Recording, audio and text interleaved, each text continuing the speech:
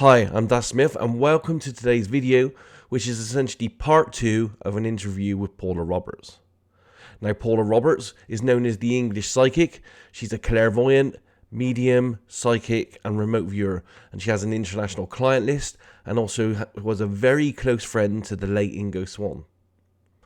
Paula is also an author with a passion for ghost hunting, and her book, Unlocking the Secrets Hidden in Your Handwriting, was available at Amazon as paperback, but is now out of print. But you can get a Kindle version there, and the link for that is down below. I hope you enjoy our chat as much as I enjoyed discussing all these topics with the amazing Paula. Excellent. Well, where should we start? Well, I mean, it was great having you on last time, and we had a great response to that first interview. So I hope you enjoyed it as much as. Oh, enormously. And I tried to reply briefly to each of the comments that people were kind enough to send in. And I could have a whole hour just talking about that. But perhaps we should cover new material because I've got material for another 20 episodes. Excellent. So let's do it bit by bit. Yeah, you've had a busy life, haven't you? Sorry. What I did recently is I saw that film that you sent me as well, the Cavalia film. Cavalia, yes. That was absolutely fantastic. I thoroughly enjoyed that, and I thought that they covered you really well in that one. Well, I have to admit, I'm not talking out of school, but Ronnie has said, the filmmaker, that what I've said is the essence of the whole thing. And I don't know whether you've also seen, I don't know if you're going to use it today, the very short clip that I sent you, where I say it's an all illusion. But let me back up and tell you how that all came about. I mean, years ago, I don't know whether you know her, you may do, because she's in England very often. Do you know Shannon Taggart? Well, let me tell you, No, she's written the most incredible book. She's been photographing seances for years, and she's in England very often, and it's a magnificent book. But in any case, I met her a long time ago, and over the years she's been very kind. She hears more things than I do, and whenever she's heard about something, a seance or whatever, she's put them on to me. So that's how Ronnie. But she and Ronnie a long time ago used to belong to something called the Morbid Anatomy Library. Believe me, it's as strange as it sounds. And so I'd met Ronnie in passing, but I hadn't. We hadn't met him personally, shall we say? So he rang me up and said, Shannon had recommended me, and he was doing this film, and he wanted to talk to me about mentalism. And I said, I'm thinking that the parlor game. I said, I don't do mentalism. He said, don't worry, it'll all be all right, don't worry. And he came round with his crew a little time later. Now, I'm going to use, I'm here these many years, and I have an issue with sort of Americanism. Sometimes it just works. He and I had a very strong connection because he elicited out of me things that I've never told anybody. I mean, not anybody. So it really worked very, very well indeed. So that's how it came to be. It took a long time to get out into the world, COVID and distributors and whatever else. But I believe he got in touch with me a week or so ago, and he's had difficulty trying to get numbers, but he has managed to get numbers just for the first quarter. 50,000 sold, which is unbelievable, considering it's very, I mean, if people ask me to describe the Cavalia, I'm a bit at a loss, I don't know, but it is a magnificent film, and if anybody's ever got the chance to see it on a big screen, it's magnificent on a big screen. And he's already won Director of the Year at Turin Film Festival, and we're at Venice Film Festival, and I haven't heard yet how we've done with that. But so for a very strange little film, I'd say it's doing incredibly well. I thoroughly enjoyed it. I love the presentation of it and the graphics he used, which were very esoteric but beautiful at the same time. So I thought absolutely magnificent. A lot of people got sort of hung up on the two people without many clothes on. It's all to do with polarity. I mean, male, female, but people, whatever. But I think we're all extremely pleased with the way it's gone down. It's a lovely piece of work. It really is. It is, yeah. I must see if I can contact the the person that made it, see if he'll allow me to maybe use a snippet of it in amongst Oh, our right. chat. I've already asked Ronnie, and he said it'll be fine. Oh, excellent! I will do that then, and we'll put links, with all the descriptions where people can, because you can, like myself, you can actually purchase it online and either Exactly. rent it I liked it so much I actually bought a copy of it, so Oh, I'll keep wow. that in my Okay, it's archive. one of my 50,000. But But no, actually, it's I, fantastic. I asked him about the little clip that I sent you, which is just me, I don't know how long it is, a minute, and he said perfectly fine if you want to use this in this. Excellent. Okay, yeah, I will do so then. That'd be fantastic. Yeah, so I love that.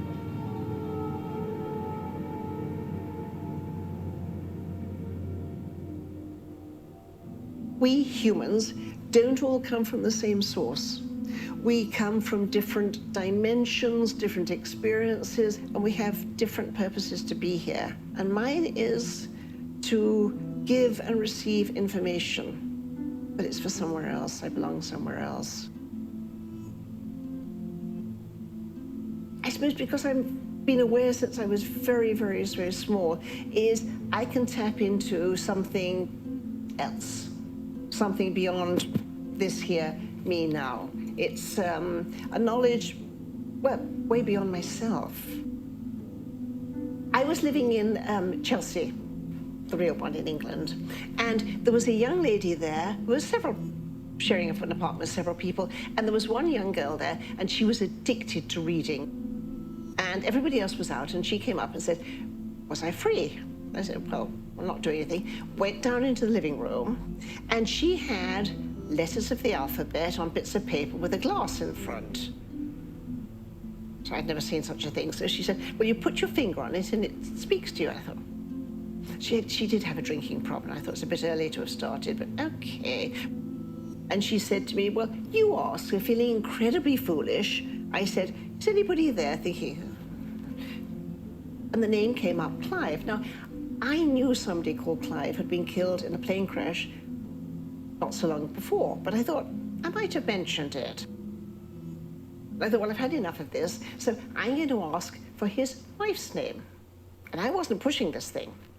And it's spelled Penelope.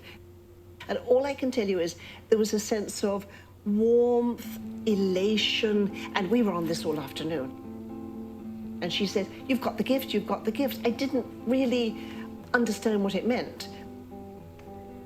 I was obviously directed into this because I was already fully fledged. I didn't realize. I was getting on with regular life. Ingo Swann was, if I'm trying to describe him to somebody who knows nothing about the field, he's the Leonardo da Vinci of the field, a one-off, I mean, a titan in his field. He actually coined the phrase remote viewing. He was one of the people who was hired by the CIA to remote view very successfully, and I spent a lot of time with Ingo. One day, he said something like, do you want to go to the moon or some such whatever? So, sitting about the table, I said, okay, fine. And I got there instantly. Just moon, I'm in the moon. I think he asked if I could see some sort of door opening, and I could. As I saw it, it was hollow. But there were staircases and rings around, and there were a lot of beings rushing around. I can't say what they looked like, but they weren't humans. And then there was a feeling of hostility. And he said, I think you better come out of there. And come out of there I did. Whatever it is I can do instantly and immediately. How do I tap into that immediately and easily? I don't know. I really don't know. What I do know is there's something different about me. So does the other exist, swirling around? Obviously it does. Well, obviously to me it does. Am I closer to it, more in touch with it, more able to access it than some other people? Yeah, obviously. But is it around everybody? Yes. In my philosophy is I, me, don't know anything, but I can hear, for want of a better word, them. Earth has to be important to other intelligences. Why is it important? That's beyond my scope. I really couldn't say. But it is important that information is given here, but is also sent back. The mysteries of the universe, I can't even begin to comprehend, but who can? I think it's just so far beyond our ken, our knowledge. I think we, and I mean we, humans, regular people, need to think of reality because as something solid, something you can rely upon, because that's more comfortable. To me, it's a passing illusion. That'd be fantastic. Yeah, so I love that. That was pretty fantastic, and I think it's going to be good because it's almost like a great presentation of you to a larger audience in the world as well. So. Absolutely. I mean, and I said he got me. No, he didn't get me to say, because I said them of my own free will, but I said he elicited very, very strange, deep things that I'm not in the habit of sharing with many people because, you know, who's going to want to hear it? But yes, to reach that wide, worldwide audience. Absolutely, wonderful thing. Wonderful thing. I just wanted to say well done on that because I thought that was. Thank you. That was a spectacular piece of work, and it's actually infused me to actually read the book that it's all based on now as well. Yeah, the book is not an easy read, I think. Not an easy read. So how they managed to build that into people talking about, you know, their particular disciplines, I thought was brilliant. Absolutely. Yes, it does simplify it a bit, I guess. Yes. Absolutely. Yeah. So apart from that, do you for the people out there that have seen the first interview and not the second one, do you have like a larger kind of interest or participation in maybe the online or offline psychic or paranormal communities? The basic answer is no. Yep. Now, without going into a long explanation, I think I touched on my findings over the very many years that it tends not to be a friendly group of people all in sympathy, because we've got amongst us so many opposing views and things that you can't sort of meet in the middle. For example, the online ghost hunting programs. Well, I don't ever want to talk about anybody else's work because I don't, but a lot that I've just seen a few minutes of, and that's enough of that, thank you very much, but they all use, those I've seen, all use instruments, electronics, who knows what they use. Now, the thing about, and I mentioned Carl, man who sees dead people in my last interview with you, we don't use anything. I mean, as I said, I don't meditate, I don't do anything. I just go into a place, wander around, and I see and I hear and I know. So I'm not saying that anybody who prefers to use instruments is, but they're not for me. However, there's one thing, I don't know whether you're familiar with George Hansen's work. Yes. Yeah. Okay, fine. Now, Mickey Mayer, Dr. Michael Mayer and I, the three of us used to go out, and he had what we would call the random generator number, or the demon detector. And that I could actually see, that works. That absolutely works. When we're in an area where there's activity, it goes, the numbers are no longer random or some such. I'm not good with numbers. So that works. But so would I have any interest in having anything to do with the people who say they, ghost hunting is the generic word, do that entirely with cameras and whatever? No. Okay. No, it's I do so many very different things. It's not as if I just do the one thing that I would have the access to one group or discipline. I don't. So the basic answer is no. That's good to know. Another question, it just came to me as you were talking there, is and I can't remember if I asked you this time, but do you have a particular skill, a psychic skill that you are better at than any other in how you do? Well, the thing is, well, obviously, I must be all right at doing the readings, otherwise it's been out of business a long time ago. But I've also never failed a generically ghost hunt. Mm. And on reading what I said about the pyramids, the remote viewing, and then I found, I think you sent to me, but I had it another way, Inge's findings of 20 years earlier. Yes.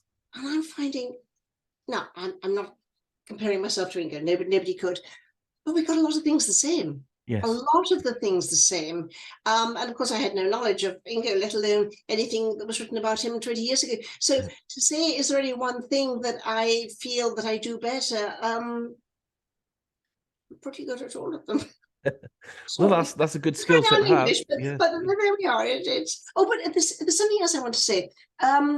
In evolving in one's field, I have found, it's my personal experience, that sometimes you have a very strong skill and then that fades away and something else takes its place. It mutates. Yeah. It mutates, or at least that has been what I found. I mean, I started off with psychometry. I haven't done that for a long time.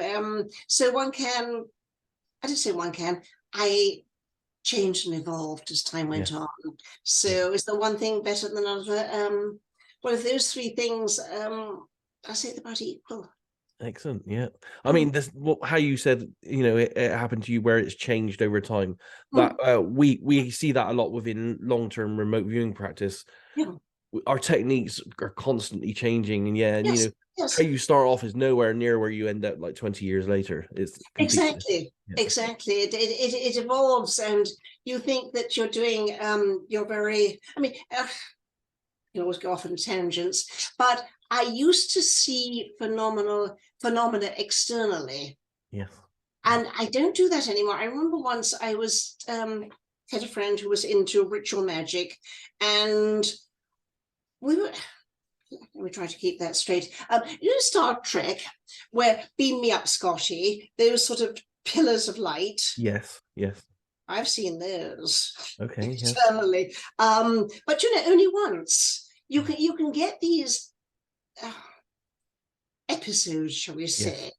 and you think, oh well, we're going to do that forever and ever, but that might be all there is to it. Yes. Yeah. For one. So it's yeah. And in our first interview, and anyone that's watching this who hadn't seen that, we'll post the link to that as well so they can see that. Thank you. We discussed your previous work that you did with Ingo. Where you did some you kind of had a psychic foray to the moon as part of his project to get some information, which was sent to we know now it was sent to an intelligence agency. Yes, we do. Yes. Have you? I'm just curious. I wondered if you had any other work with intelligence agencies, or was that the only one time in that case? Well. If I have, I wouldn't be able to tell you, would I? That's very true. Yes. Yes. So what can I say to that? We'll just leave it at that then, should we? We'll have to leave it at that. Yeah. Yeah. But I do know that you have done. You do annual predictions for the New York Post. Yes. How long have you been doing those now? It's been quite some time, since I met Cindy, I think it was the November of '84. We were doing a television show together, and she sort of said to me in passing, could you do the world predictions for me? And as I said previously, I always say yes. I have no idea whether I can do it, but I tell you what I do. I get a yellow pad. Yes. And I write down international, national, New York City, those three headings. Okay, yeah. And for the international, my mind's eye, I spin a globe, and I just get, with I get one-liners. I write it down. I don't check. And for those youngsters, I've got to remind them, way before Google. But I wouldn't in any case. I do them very, very, very quickly. Yeah. I type them out, send them off, and that's it. And there's one though. There's one particular. If anybody wants to be skeptical, it must be in my archive somewhere. Now I do those in November or December, and I had said that I don't think he's Prime Minister, President, whatever, of Ethiopia would be standing down. I forget whether it's February or March, one of the two, in the following year.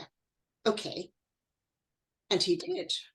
Now, I would say, then I found out he'd been there for a very long time. So I would say to somebody who thinks this is all phooey, okay, now, do you think that I called up Mr. I don't know his name, and said, well, look, be a good chap.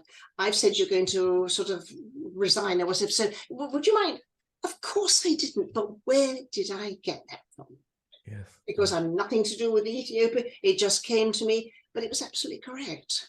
So I like that one best of all if somebody wants to be skeptical. Yeah, no, that sounds great.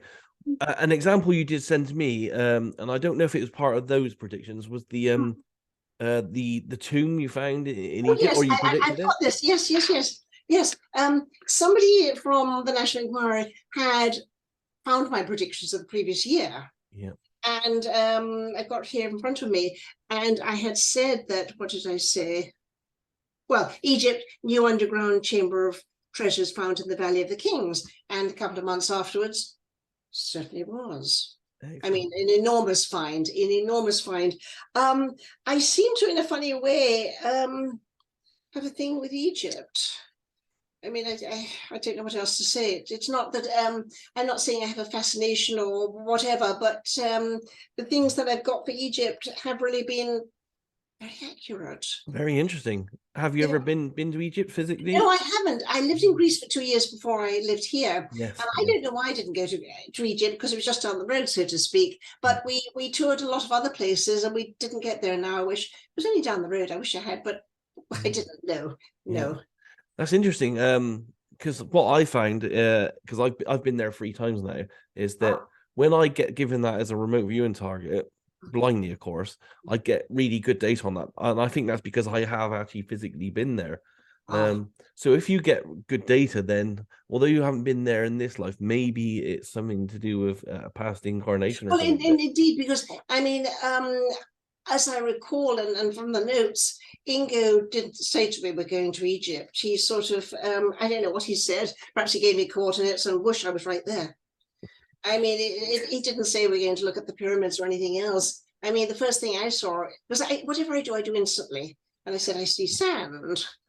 They said, well, that's relevant. And then off to the races. Yes. So, and I can still see everything that I saw. And I was reading back the papers, and I said, you've got the report. Yes. And IMC, and I got a great deal. Yeah, it's fantastic work. Deal.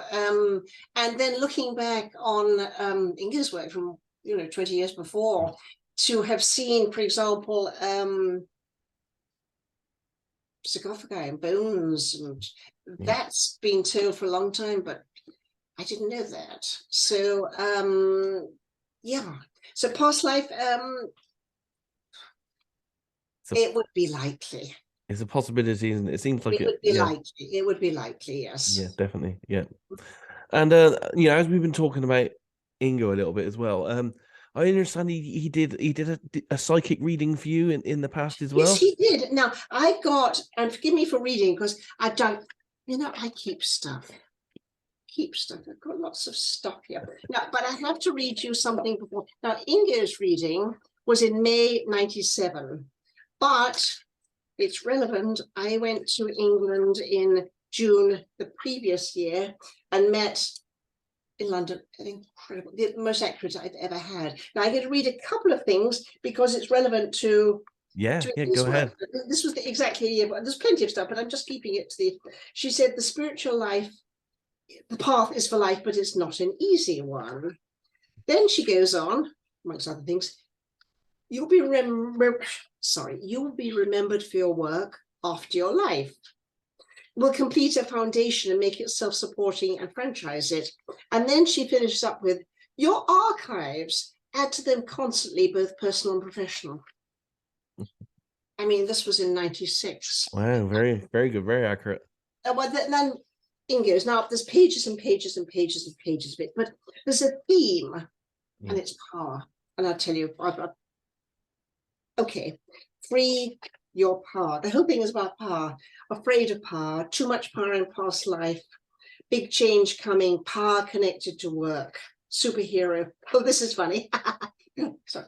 Deep-seated concern, not totally human. Breaking free, real power. It's all about power, power in place, administrative power. the whole thing will finally come to my senses and take my car. It's all about car. Oh, that's excellent. It's all, I mean, there's plenty of other stuff, but that's what it basically. Now, 96, 97, I had no, it isn't that I pondered it, I put it to one side, put it in a drawer, but now looking back, I know exactly what they were talking about, and they were right. I mean, this woman talking about the archives and Ingo taking the power. It didn't mean anything to me at the time, but these many years later, yes, I know. But Ingo thing, I'm not entirely human. That's an interesting one, isn't it? I mean, Ingo obviously, as I said, because we were friends, I never asked him about anything. It didn't occur to, of course, now I'd like to ask him all sorts of things, but he obviously saw a lot more about me than he ever told me. Yes. He obviously did, because we did a lot together without my sort of knowing the significance of it. You know, you briefly talked about the archives there, and just for the people that haven't seen the first interview we did, your work has been given to the University of West Georgia now for their archive division. So most of your paperwork is going to be there. Is the Ingo stuff there? And oh yes.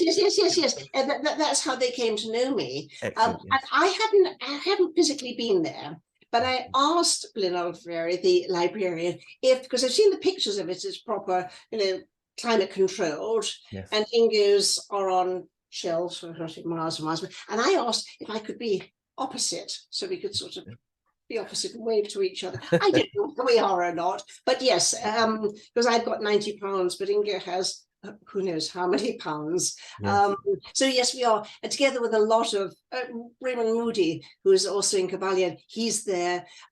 Some of the greats in the fields work is there, and little me. And they seem, it's great. And because I've already, I haven't been there physically myself, but researching yourself and, your connections to Ingo and work and stuff, as you've discussed, I'm publishing some of your joint work together in my latest issue of 8 Martinis. And I managed to do that by speaking to you and then speaking to Blinn and getting access online to some of the records. I paid for a small search fee to get access to the records. So it's a great, valuable tool for anyone out there that's listening to this. I mean, a lot of people say to me, do I teach?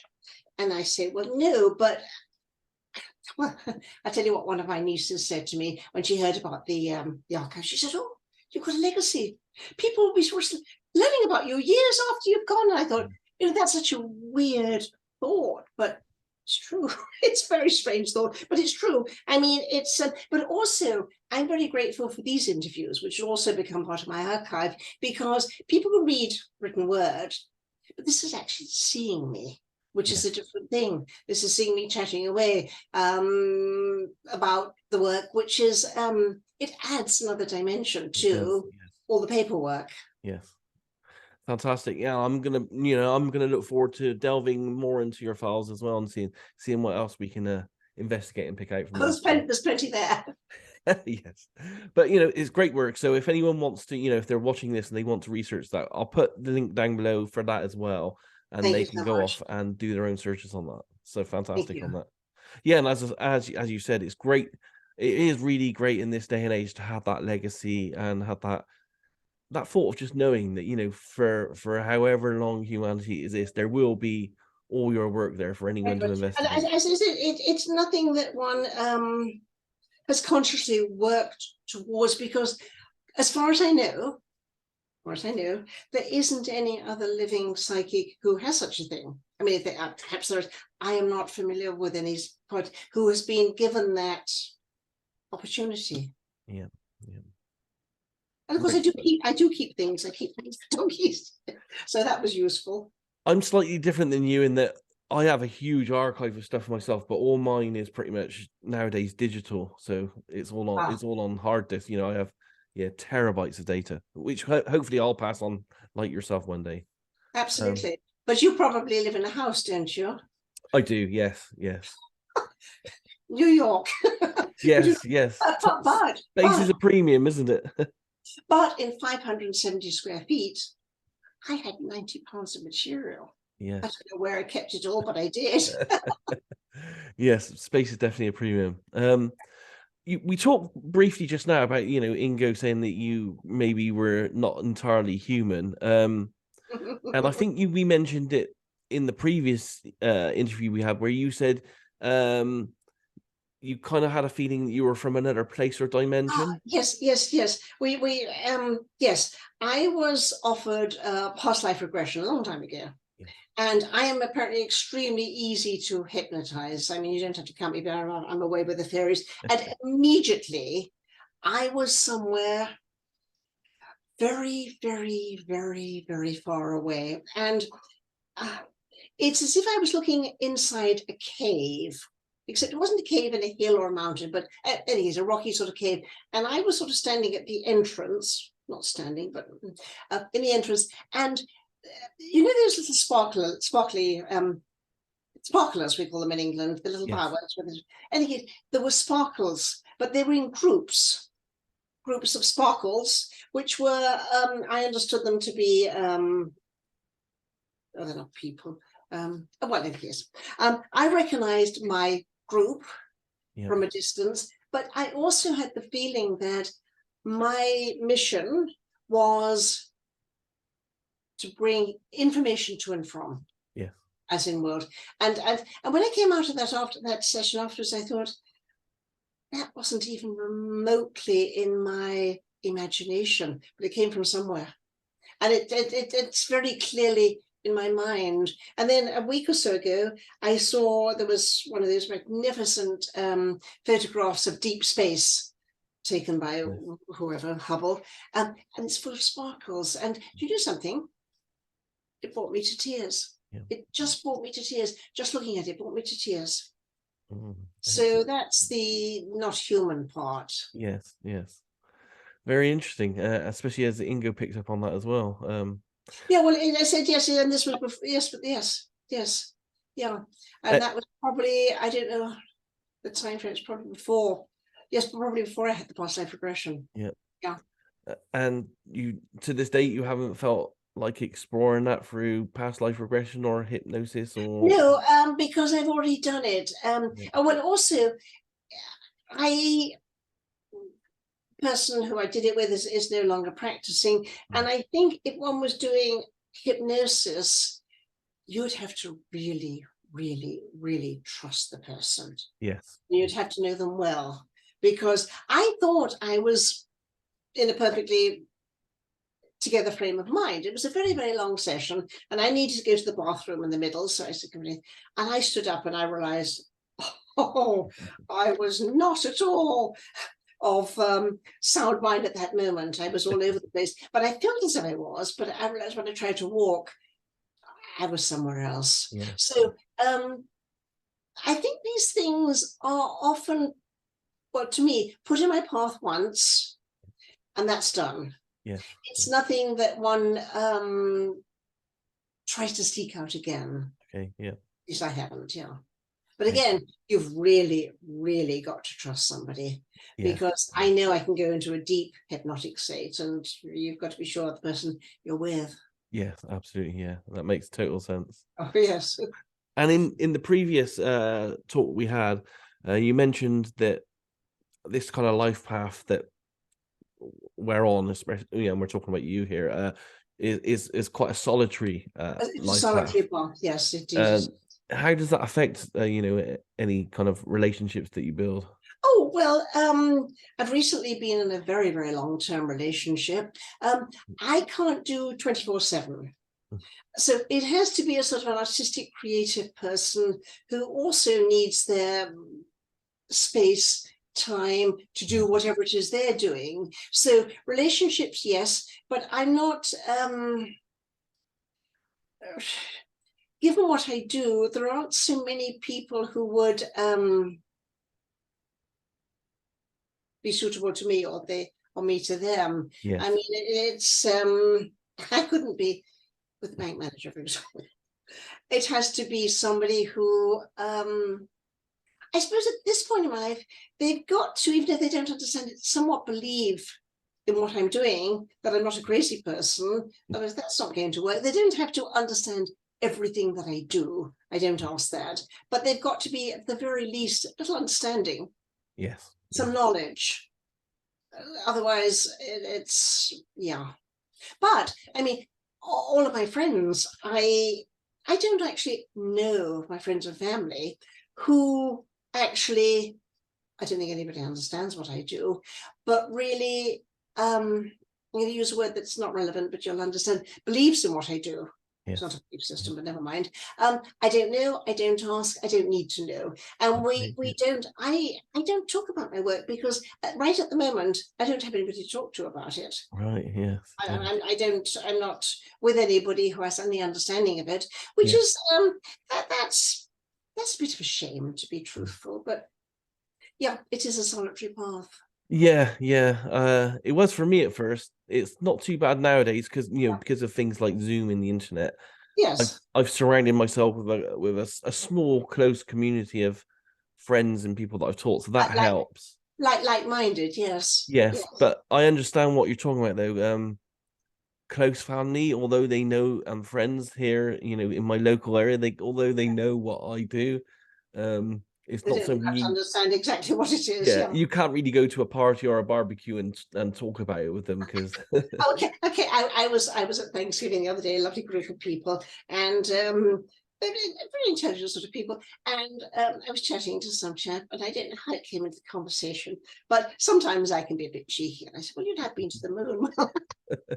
That doesn't, there's nothing much to say about that. Oh, I must tell you one thing about going to the moon. Some time ago, a magazine wanted to bring, she was a television star for an actress along, just to give a sort of, he was recording whatever was said, and she was, I'm not going to mention any names, very challenging to work with, and I'm being ever so polite. She suddenly said to me, well, what do you think about the moon? So I said, well, I've actually been there, so what is it about the moon you want to know? That shut her up. Yeah, I've had similar talks. Yes, it definitely works. I mean, whatever it's but also in that same vein, it's a little off topic, but there are people, it happens to me fairly often, that somebody will come along or online and say to me, oh, are you familiar with this person or that person, did the person work?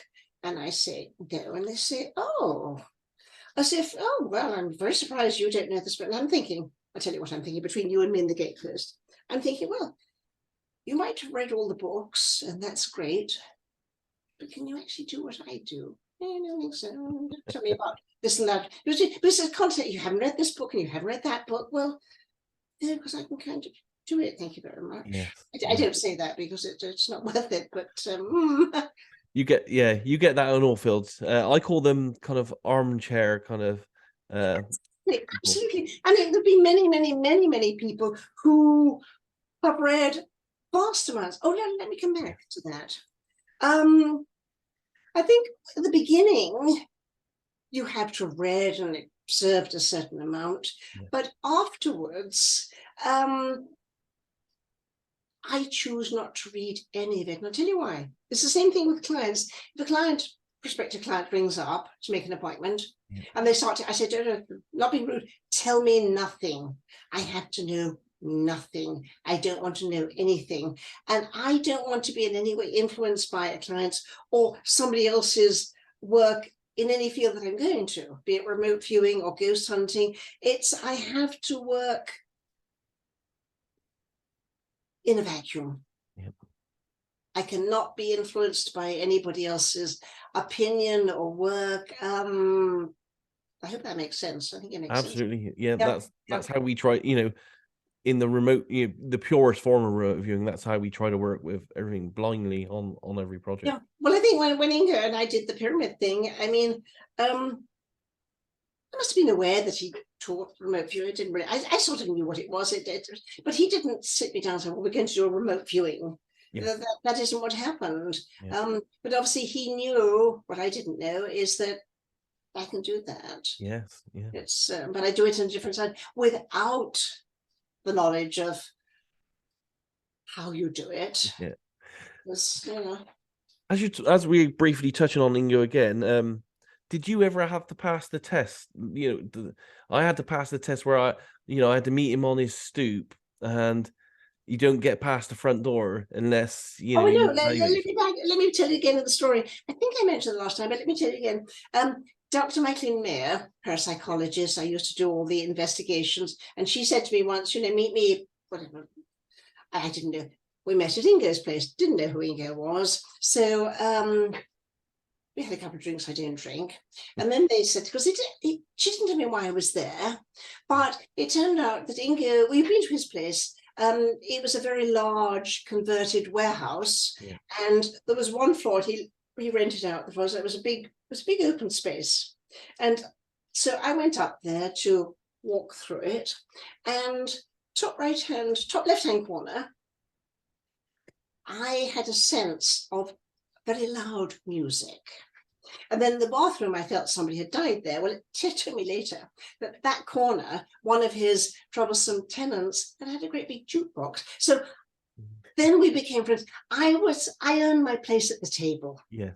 So did I pass the test without knowing I passed the test? Yeah, I guess so. Yeah, but then, we liked each other's company. Yeah. He was pleased to sort of, was I arm candy? Whatever. But anyways, we enjoyed each other's company. But also with these things that we went through, testing, what can I say? I earned my place at the table because I could do it. Yeah. So to answer your question, did I go for a test as well? Yeah, I guess. Yes, I did. A slightly different kind of test than mine, but it sounds like you did go through one. Yeah. Yes. It's I did. After the last chat we had, the interview we had, is that the first time you kind of let your family and some of your friends know the kind of things you do? I think everybody has seen it. Yeah. One person said that what very nice comments people had made afterwards. I don't think anybody has actually, no, of my friends here. Let me explain. Let's go back.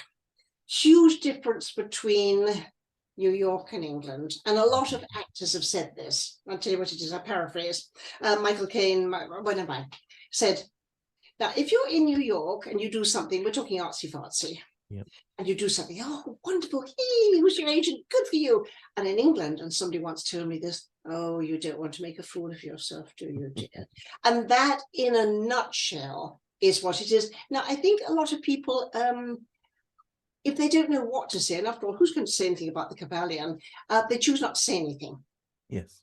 A couple of people are, the niece I spoke to, she knows a bit about the field, and she's actually saw me doing the live seance out in, so she knows what I do. Other people who are not at all knowledgeable in the field, but they recognize that I've done something, and they're very pleased for me. Yes. And a lot of other people, it's, well, I said, they probably don't know what to say, so they say nothing. And I'm not asking anybody to understand or, wrong word again, believe in what I do. But the thing is, when it comes to the archive, now, anybody who's been to university knows if you've got an archive, it's kind of something. So most people didn't say anything about it, and that I found a little odd, to be truthful. It's not. I mean, I'm far beyond wanting feedback, praise. It's not, but the archive was kind of something. Yeah. But I think that's a very English thing of, if you don't know quite what to say, let's say nothing. Yes. But at least you didn't get any negative comments so far. Oh no. Well, that's good. Well, because okay, I sent it to you. There's a very weird little clip of me dancing around. I think I said that to you, dancing around. Would it be okay to show that in the video? Oh yeah, do because do that then. Do please, because people think that I sort of live in a mountain and I'm very serious about it. But that I was at a party and somebody said, stand up on that Daz. So I did. I just arrived. And I thought they were going to take a photograph of me. They said, well, dance. I don't really dance. Well, anyways, so that was that. But I sent it to some of my friends and family in England. And one friend I've known her since I'm about 13. She lives near you in the West Country, quiet sort of life. Not that I'm suggesting you have, never mind. And she said, well, I had things like that in the 70s, but I burnt them. And I thought, never mind. Actually, that reminded me of another thing.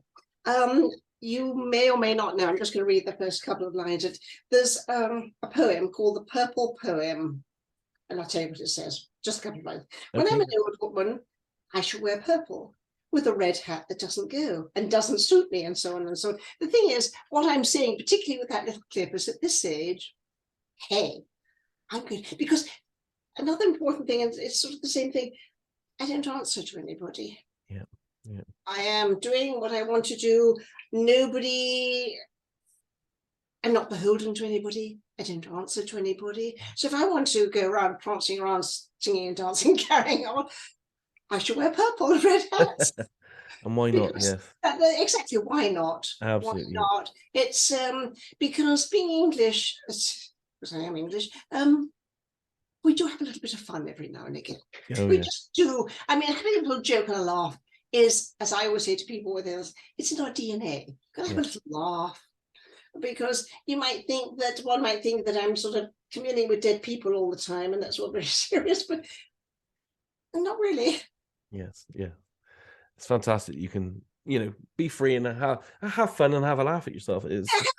I mean, it's not. Oh yes, that when I saw that little clip, because I didn't know that that's what it was. I didn't realize that they're going around me and whatever. Yeah. And I fell around laughing, and I thought, hey. Made me smile, and we'll put it in the video for the others to see as well. That would be great, yes, because we could have a little giggle, and they won't understand it, but never mind. It doesn't all have to be serious in life, absolutely. No, it's no. Yeah, I mean, because what you do, I mean, I'm on a similar vein, but we do quite serious work when we work with people as well, because you are almost like, well, you are a counselor in a way to some of the people. Oh yes, I mean, I deal with people's lives. Yes, I deal with people's lives, and I take it very seriously. Yeah. Very, very, very. I relevant. My mother was a social worker, and I used to visit with her, and I realized I picked up a lot of well, let's call them tips. Yeah. Of how to deal with people, because people skills in this profession very important, because you can be the most brilliant clairvoyant. You've got the information, but you've got to know how to present it. Yeah. It's because you can do a lot of damage. So you've always got to tell the truth. Yeah. But how? Because yes, I'm dealing with people's lives. I'm dealing with very, very, I mean, people might imagine, I'm always talking about people in the abstract, that my clientele is young women about their love life. No, it isn't. It isn't. That would be almost none of my clientele. Wow. Yeah. There's serious people there.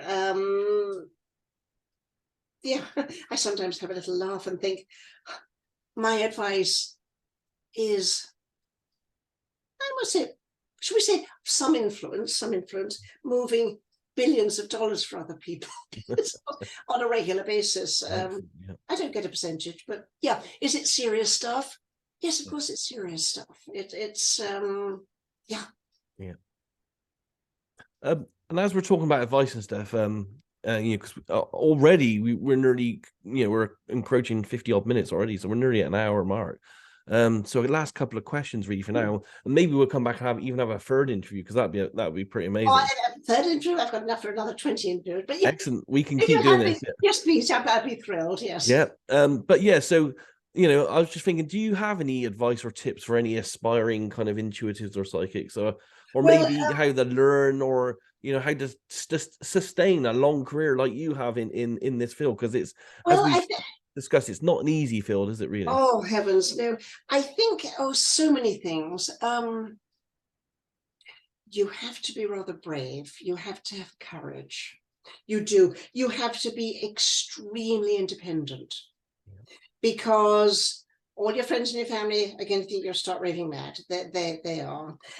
But also, okay, let's suppose somebody's path is going to be as a psychic reader down the road.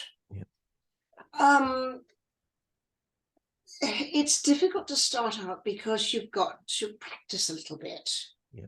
And practicing for friends and family, not a good idea. Not a good idea at all. So I've been thinking about it. How does one get that practice in a non-threatening way? Now, I don't know what happens in England, but there used to be psychic fairs here. I don't know whether they still happen in England. We still have them, yes. Good. They don't here, or events. But the law here in the States is that if you go out to anything like that, it's called entertainment by law. Right. So you can kind of, I used to do events, I still do events, but you can hone your skills because you have to know kind of how you're doing. Yes. And that is a good way to do that because, I mean, pretty recently, somebody I knew a little bit, no experience whatsoever. She called me up because she pleased my readings as an event. All she wanted to know was how she should market herself, how much money she should charge, do your research, do your time. And there really isn't a shortcut to that. Yeah. But then as you gain your confidence, then little by little you can start perhaps on your private practice, but it's a long path. It's a long, long path, but I'm very, very, well, I was extremely not thrilled with this young lady who all she wanted to know was how much money she should charge. That it's not a path that you're going to follow thinking, I'm going to make masses of money. Yes. I mean, it can't be one of financial gain because it's not really the path. It's a mixture of one has the ability and you want to help people. Now, I know people over the years, very, very, very, very clairvoyant, but they didn't like people.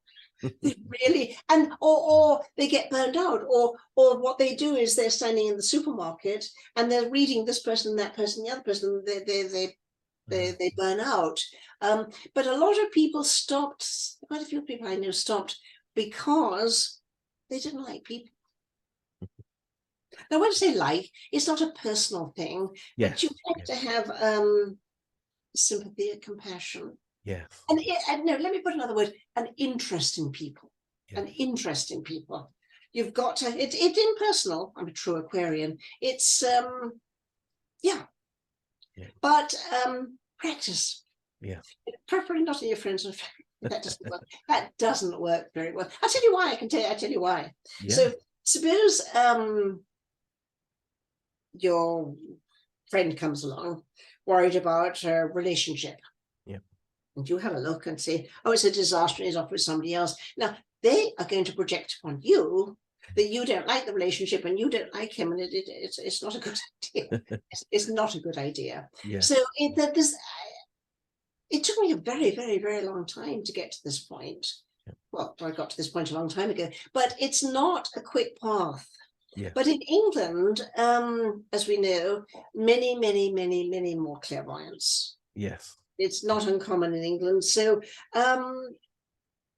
events and psychic fairs. Yeah, excellent. Yeah. I mean, it's kind of where I started myself. I would never have put my shingle out to set up and practice. Yes. If I didn't think that I knew what I was doing. Yeah. That's great tips. And throughout this chat, you've given other great tips as well, like don't take yourself too seriously, have a bit of fun as well. That's a key. Have fun. I mean, it's life is short. Yes. Yeah. And if you can go out and have a giggle and a laugh, yeah. So as we're approaching the hour mark already, crazy enough, what's next for you in 2023? Are there any big plans on the horizon, or is it? Oh, that's a great question. I'll tell you why. Again, been doing this for a long time. It has never worked for me to go out and promote myself or look for something. Everything has to come to me, and it has done. But I can't. I know. I've tried many times. I can't seek something out. Okay. So it's not a question of, do I have a plan? No. But things come to me, and it's the only way that's ever worked for me. Excellent. But would I ever write a book again? Oh, no. I did write a book, because I'm also... Yeah, we discussed that last time. Is that available on Amazon as well? It's out of print. Out of print. Is one able to get it? That's because I'm also a handwriting analyst. Yes. That took me a very long time to put that book together. I would not do that together. But also, I was dealing with a wonderful agent, lovely young woman, and I said to her some years ago, I was thinking about doing another book, my life story, and she very, very tactfully said, well, sort of, let's not.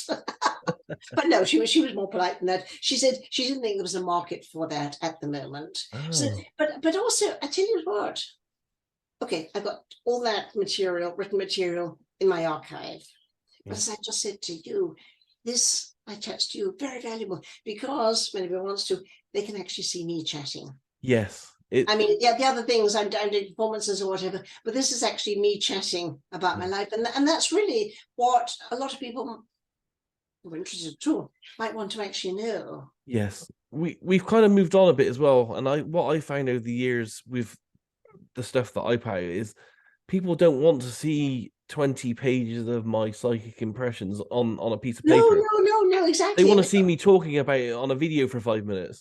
That's exactly it. Yes. And this is the only time, I mean, there have been many interviews, but you're the only one who's actually chatted to me in this way. Yes, right. I'm very, very grateful, and thank you. No, it's a pleasure speaking to you again. Yeah, and as we're coming up to the hour mark, well, we'll leave it on this interview for this today, and thank you again for sharing all this with us. Oh, thank you. I've got a great deal more. I think we should definitely get together in the new year and continue it. I would be so grateful, because I said it's I mean, I talk about all that your nice viewers, all nice comments they had to say. I mean, and I'm always politely brought up. I always reply to everything. I always do. And people have questions, and more than happy to answer them. Yeah, that sounds fantastic. And I don't know if you may, I mean, I can cut this bit out if you don't want to, but maybe at some point, if you're interested, I also do on certain amount of Fridays a year, I have live chats with 30 to 50 people as well that come along and just ask people questions. I'd be happy to join, or pleased to join, because also I've got a lot more to tell you about Ingo and Peter Tompkins, and his son, who I know, who I introduced to Ingo, who I sent an email to and said, yoo-hoo, and whatever. I've got a lot more. Excellent. Yeah, and they're a real fun community of people that are interested in all kinds of esoteric subjects, and I'm sure that they would get a great kick out of having a conversation with you personally, Well, as I said, of the remote viewing people, how many have actually spent a lot of time with Ingo as a friend? And the answer is probably not. Yeah, not many. Yeah. No, not many. I mean, not many, like none. Yes. And I am extremely pleased to share.